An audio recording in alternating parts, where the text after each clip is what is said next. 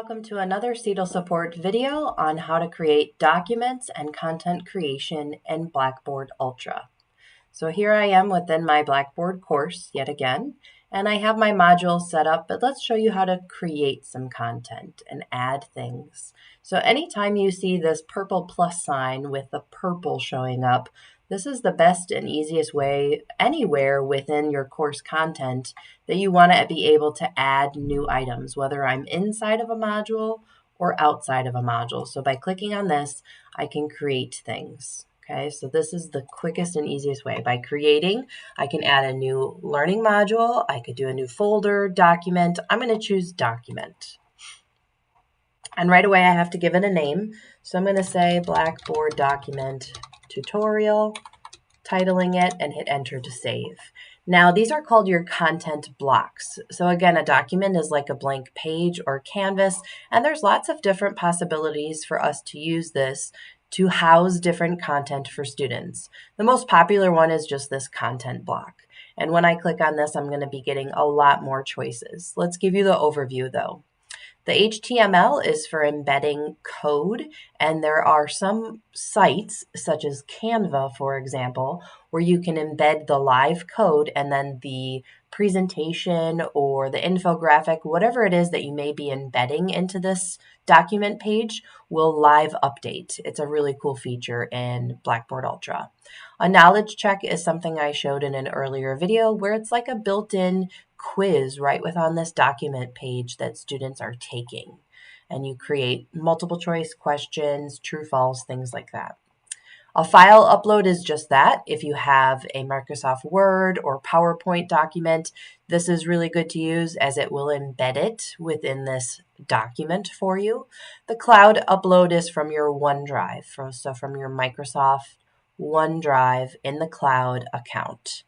The content collection is something that is BTC integrated from Blackhawk Tech. So the most popular one is the Yuja videos. So that's one of our technology tools where we create video content and then you can embed it here. With the audio and video, a popular choice is usually the YouTube and then converting a file. So let's click on the content because that is the most popular of content creation when it comes to a document. So I have all of these text modifications that I can use, but I can also insert a table and start giving it a title, such as if this were my grading policy, the categories of grading that existed. And if I wanted to put the percentages here and then the calculated grade here, for example. I have all of these text and font choices. But let's also look at this. We can insert a link, a direct link as a URL. If I want students to be able to navigate somewhere else, I can attach a file. But attaching a file will only allow you to download that file. It will not embed the file like the file upload did previously. I can insert an image, and there's a few ways that you can do it. I can upload from my device. It has to be in a JPEG format or PNG format, you'll see here, okay? I can use stock images from Unsplash, and by, putting this, it tries to auto-populate based on what it sees on the document. So whatever I type here can give me some images that are related to this document page, or I can have AI generate some images for me, and I wanted something related to grades, for example, and it can generate any ideas for you on images there. So let's say I liked this one, for example, and then I could insert that.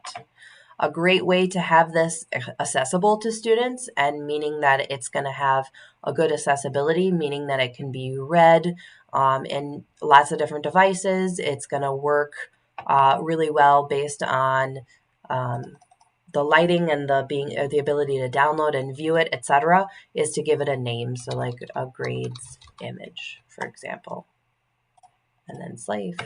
And that allows you to insert images. And then lastly, you have other content that you can do. Again, there's YouTube videos. Your content collection are the Yuja videos. And then this is how you save the document with your changes, and you can edit back and forth as much as you want. And now that I have this document, it automatically goes to hidden from students. I can make it visible so that they can see it, and I can also drag and move it into a module, outside of a module, wherever I want this to be shown in my course content. So those are documents.